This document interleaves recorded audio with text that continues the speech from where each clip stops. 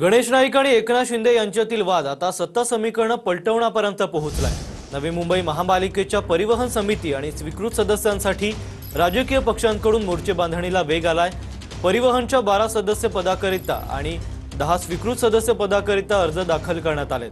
मात्र परिवहन समितीच्या 12 जागांसाठी भाजपने वैयक्तिक 12 उमेदवार रिंगणात उतरवल्याने परिवहन समितीसाठी निवडणूक होणार हे निश्चित झालंय।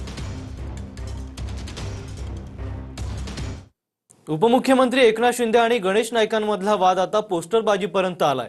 नवी मुंबईत स्मृतिभ्रंश झालेल्या स्वयंघोषित शिल्पकाराचा मोफत उपचार करून मिळेल अशा आशयाचे बॅनर लावले। याला नाईक समर्थकांनी बॅनर बाबा म्हणत उत्तर दिलंय।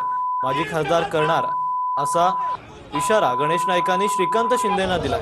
त्यानंतर त्यांच्याच घरात 3 माजी आहेत। गणेश नाईकांना स्मृतिभ्रंश झालाय असं प्रत्युत्तर श्रीकांत शिंदेंनी दिलंय। यानंतर दोन्ही पक्षाच्या कार्यकर्त्यांमध्ये बॅनर वॉर पाहायला मिळतोय। काल तुम्ही आणि शेवाळे साहेबांनी मुख्यमंत्र्यांची भेट घेतली होती गणेश नाईकांच्या संदर्भात, काय नेमकी चर्चा झाली होती त्या बैठकीत?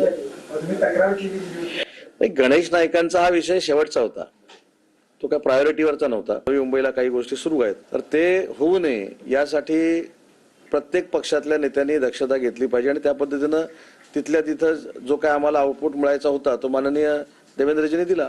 सन्मान्य गणेश नाईक साहेब असो किंवा एकनाथ शिंदे साहेब आहे, दोघेही नेते हे वरिष्ठ नेते आहेत। त्यांच्यामध्ये निश्चितपणे समन्वय साधून उचित निर्णय त्या ठिकाणी घेतला जाईल।